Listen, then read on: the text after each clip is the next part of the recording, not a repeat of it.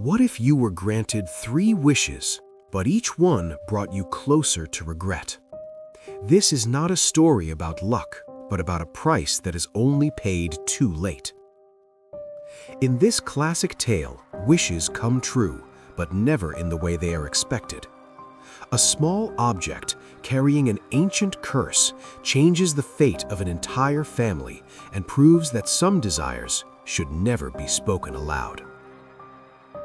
This is the story of the monkey's paw.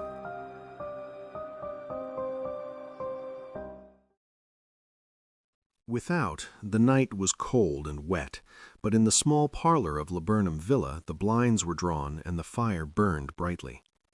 Father and son were at chess, the former, who possessed ideas about the game involving radical changes, putting his king into such sharp and unnecessary perils that it even provoked comment from the white-haired old lady knitting placidly by the fire. "Hark at the wind," said Mr. White, who, having seen a fatal mistake after it was too late, was amiably desirous of preventing his son from seeing it.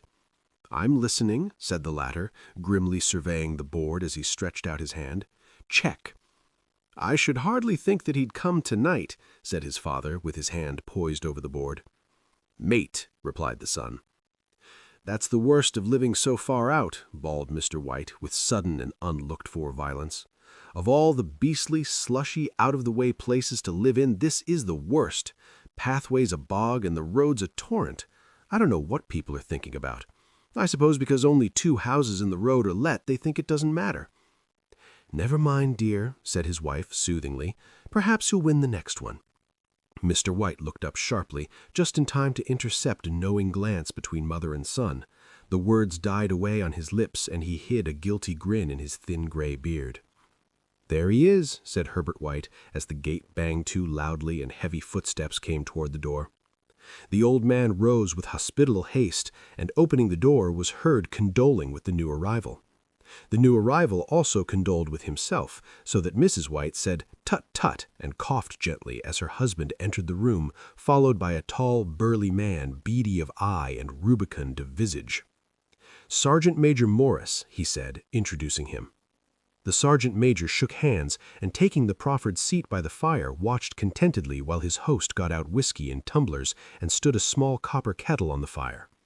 At the 3rd glass his eyes got brighter and he began to talk, the little family circle regarding with eager interest this visitor from distant parts as he squared his broad shoulders in the chair and spoke of wild scenes and doughty deeds, of wars and plagues and strange peoples. 21 years of it," said Mr. White, nodding at his wife and son. "When he went away he was a slip of a youth in the warehouse. Now look at him." "He don't look to have taken much harm," said Mrs. White politely. "I'd like to go to India myself," said the old man, "just to look round a bit, you know." "Better where you are," said the sergeant major, shaking his head. He put down the empty glass and, sighing softly, shook it again. "I should like to see those old temples and fakirs and jugglers," said the old man. "What was it you started telling me the other day about a monkey's paw or something, Morris?" "Nothing," said the soldier hastily. "Leastwise, nothing worth hearing." "Monkey's paw?" said Mrs. White curiously. "Well, it's just a bit of what you might call magic, perhaps," said the sergeant major offhandedly. His 3 listeners leaned forward eagerly. The visitor absent-mindedly put his empty glass to his lips and then set it down again. His host filled it for him. "To look at," said the sergeant major, fumbling in his pocket, "it's just an ordinary little paw dried to a mummy." He took something out of his pocket and proffered it. Mrs. White drew back with a grimace, but her son, taking it, examined it curiously. "And what is there special about it?" inquired Mr. White as he took it from his son, and having examined it, placed it upon the table. "It had a spell put on it by an old fakir, a very holy man. He wanted to show that fate ruled people's lives, and that those who interfered with it did so to their sorrow. He put a spell on it so that 3 separate men could each have 3 wishes from it." His manner was so impressive that their hearers were conscious that their light laughter jarred somewhat. "Well, why don't you have 3, sir?" said Herbert White cleverly. The soldier regarded him in the way that middle age is wont to regard presumptuous youth. "I have," he said quietly, and his blotchy face whitened. "And did you really have the 3 wishes granted?" asked Mrs. White. "I did," said the sergeant major, and his glass tapped against his strong teeth. "And has anybody else wished?" persisted the old lady. "The first man had his 3 wishes. Yes," was the reply. "I don't know what the first 2 were, but the third was for death. That's how I got the paw." His tones were so grave that a hush fell upon the group. "If you've had your 3 wishes, it's no good to you now then, Morris," said the old man at last. "What do you keep it for?" The soldier shook his head. "Fancy, I suppose," he said slowly. "I did have some idea of selling it, but I don't think I will. It has caused enough mischief already. Besides, people won't buy. They think it's a fairy tale, some of them, and those who do think anything of it want to try it first and pay me afterward." "If you could have another 3 wishes," said the old man, eyeing him keenly, "would you have them?" "I don't know. I don't know." He took the paw and, dangling it between his forefinger and thumb, suddenly threw it on the fire. White, with a slight cry, stooped down and snatched it off. "Better let it burn," said the soldier solemnly. "If you don't want it, Morris," said the other, "give it to me." "I won't," said his friend doggedly. "I threw it on the fire. If you keep it, don't blame me for what happens. Pitch it on the fire again like a sensible man." The other shook his head and examined his new possession closely. "How do you do it?" he inquired. "Hold it up in your right hand and wish aloud," said the sergeant major, "but I warn you of the consequences." "Sounds like the Arabian Nights," said Mrs. White as she rose and began to set the supper. "Don't you think you might wish for 4 pairs of hands from me?" Her husband drew the talisman from his pocket, and then all 3 burst into laughter as the sergeant major, with a look of alarm on his face, caught him by the arm. "If you must wish," he said gruffly, "wish for something sensible." Mr. White dropped it back in his pocket, and placing chairs, motioned his friend to the table. In the business of supper, the talisman was partly forgotten, and afterward the 3 sat listening in an enthralled fashion to a second installment of the soldier's adventures in India. "If the tale about the monkey's paw is not more truthful than those he has been telling us," said Herbert, as the door closed behind their guest just in time for him to catch the last train, "we shan't make much out of it." "Did you give him anything for it?" inquired Mrs. White, regarding his husband closely. "A trifle," he said, coloring slightly. "He didn't want it, but I made him take it, and he pressed me again to throw it away." "Likely," said Herbert, with pretended horror. "Why, we're going to be rich and famous and happy. Wish to be an emperor to begin with. Then you can't be henpecked." He darted round the table, pursued by the maligned Mrs. White, armed with an antimacassar. Mr. White took the paw from his pocket and eyed it dubiously. "I don't know what to wish for, and that's a fact," he said slowly. "It seems to me I've got all I want." "If you only cleared the house, you'd be quite happy, wouldn't you?" said Herbert, with his hand on his shoulder. "Well, wish for £200, then. That'll just do it." His father, smiling shamefacedly at his own credulity, held up the talisman as his son, with a solemn face, somewhat marred by a wink at his mother, sat down at the piano and struck a few impressive chords. "I wish for £200, said the old man distinctly. A fine crash from the piano greeted the words, interrupted by a shuddering cry from the old man.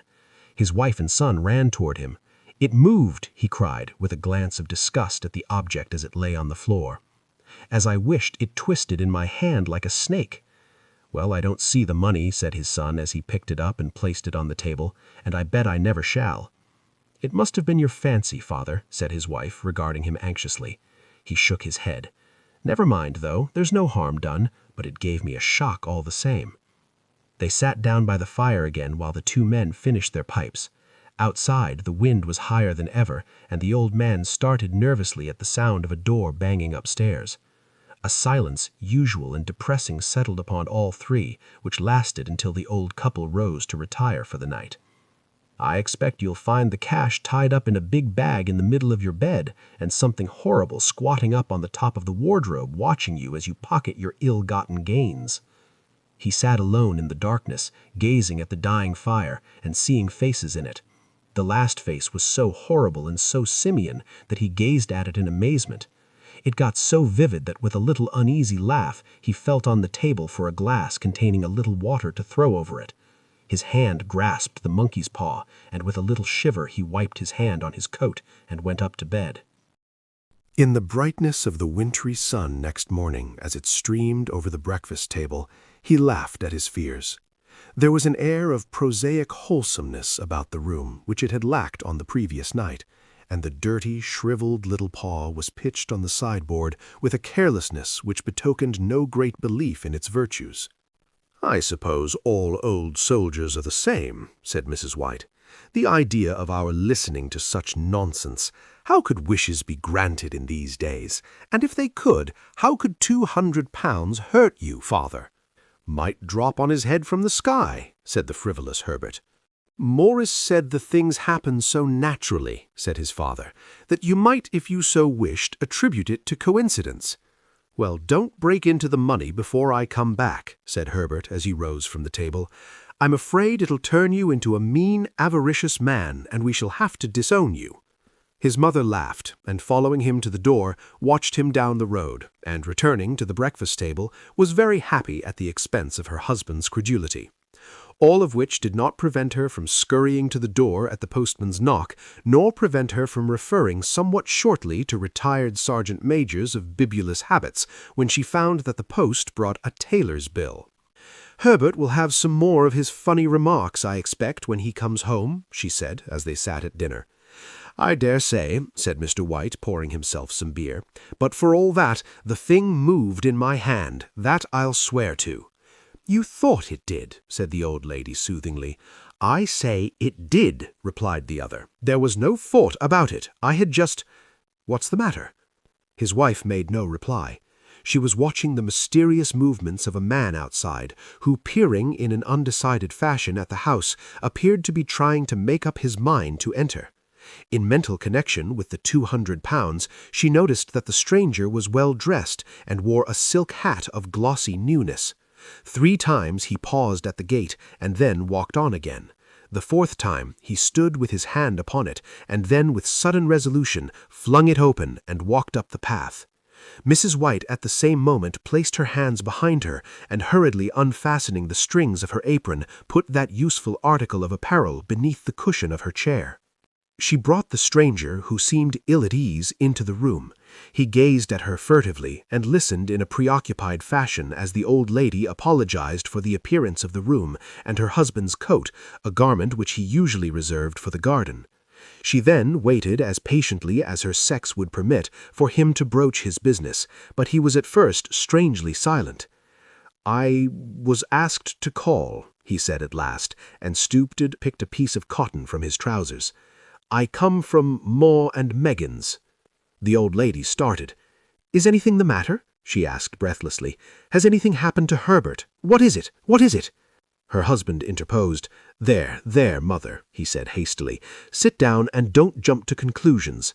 You've not brought bad news, I'm sure, sir," and he eyed the other wistfully. "I'm sorry," began the visitor.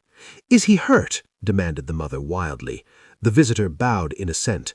"Badly hurt," he said quietly, "but he is not in any pain." "Oh, thank God," said the old woman, clasping her hands. "Thank God for that. Thank—" She broke off suddenly as the sinister meaning of the assurance dawned upon her, and she saw the awful confirmation of her fears in the other's averted face. She caught her breath, and turning to her slower-witted husband, laid her trembling old hand upon his. There was a long silence. "He was caught in the machinery," said the visitor at length in a low voice. "Caught in the machinery," repeated Mr. White in a dazed fashion. "Yes." He sat staring blankly out the window, and taking his wife's hand between his own, pressed it as he had been wont to do in their old courting days nearly 40 years before. "He was the only one left to us," he said, turning gently to the visitor. "It is hard." The other coughed, and rising, walked slowly to the window. "The firm wished me to convey their sincere sympathy with you in your great loss," he said without looking round. "I beg that you will understand I am only their servant and merely obeying orders." There was no reply. The old woman's face was white, her eyes staring, and her breath inaudible. On the husband's face was a look such as his friend the sergeant might have carried into his first action. "I was to say that Moore and Meggins disclaim all responsibility.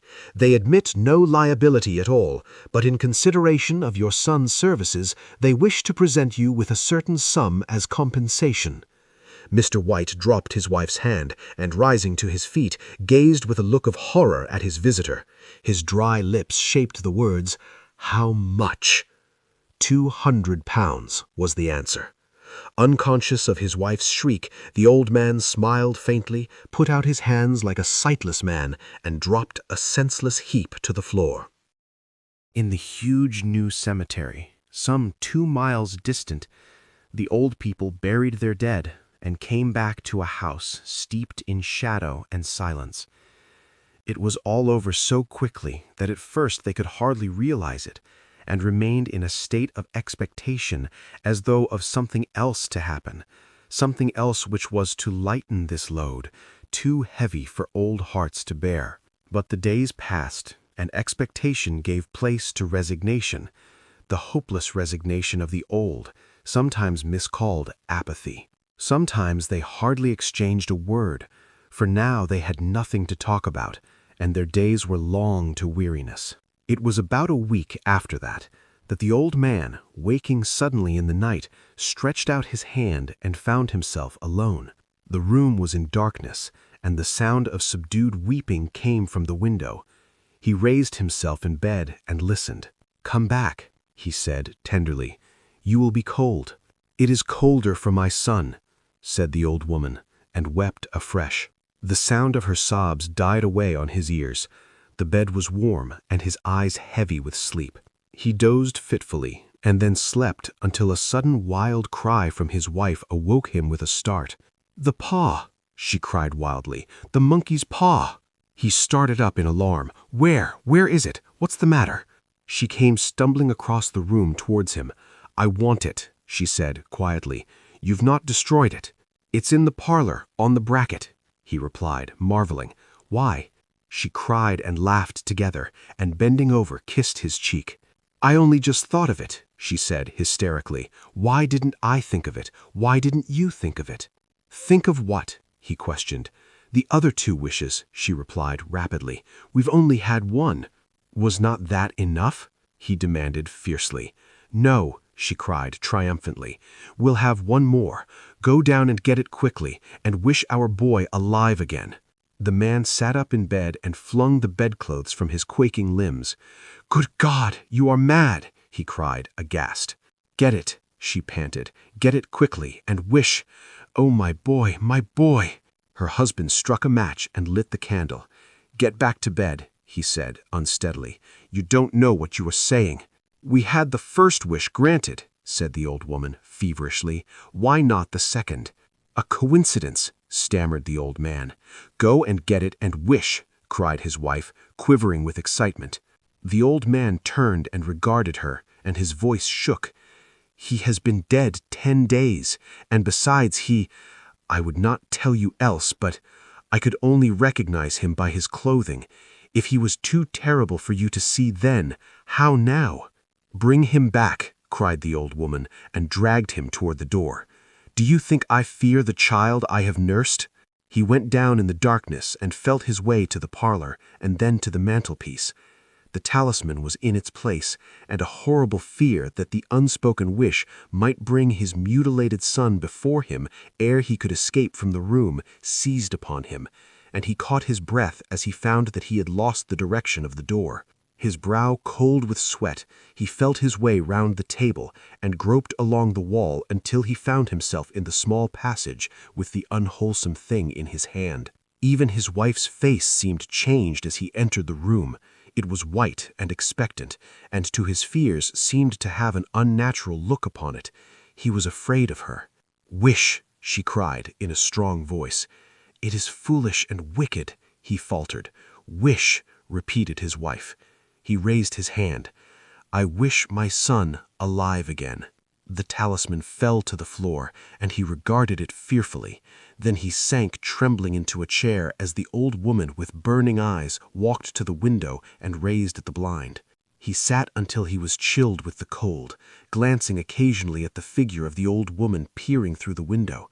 The candle end, which had burned below the rim of the china candlestick, was throwing pulsating shadows on the ceiling, until with a flicker larger than the rest, it expired. The old man, with an unspeakable sense of relief at the failure of the talisman, crept back to his bed, and a minute or two afterwards the old woman came silently and apathetically beside him. Neither spoke, but lay silently listening to the ticking of the clock. A stair creaked, and a squeaky mouse scurried noisily through the wall. The darkness was oppressive, and after lying for some time screwing up his courage, he took the box of matches and, striking one, went downstairs for a candle. At the foot of the stairs, the match went out, and he paused to strike another, and at the same moment a knock, so quiet and stealthy as to be scarcely audible, sounded on the front door. The matches fell from his hand and spilled in the passage. He stood motionless, his breath suspended, until the knock was repeated.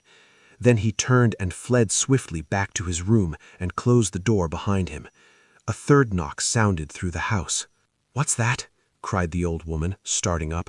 "A rat," said the old man in shaking tones. "A rat. It passed me on the stairs."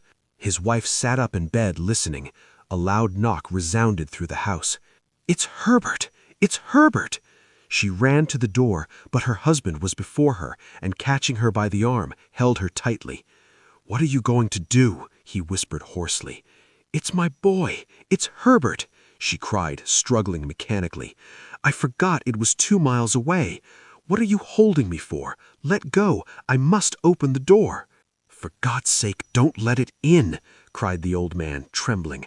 "You're afraid of your own son," she cried, struggling. "Let me go! I'm coming, Herbert! I'm coming!" There was another knock, and another. The old woman, with a sudden wrench, broke free and ran from the room. Her husband followed to the landing and called after her appealingly as she hurried downstairs. He heard the chain rattle back and the bottom bolt drawn slowly and stiffly from the socket. Then the old woman's voice, strained and panting. "The bolt!" she cried loudly. "Come down! I can't reach it!" But her husband was on his hands and knees, groping wildly on the floor in search of the paw. If he could only find it before the thing outside got in. A perfect fusillade of knocks reverberated through the house, and he heard the scraping of a chair as his wife put it down in the passage against the door.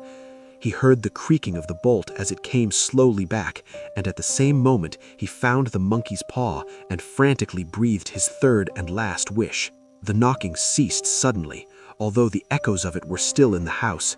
He heard the chair drawn back and the door open. A cold wind rushed up the staircase, and a long, loud wail of disappointment and misery from his wife gave him courage to run down to her side and then to the gate beyond. The street lamp flickering opposite shone on a quiet and deserted road.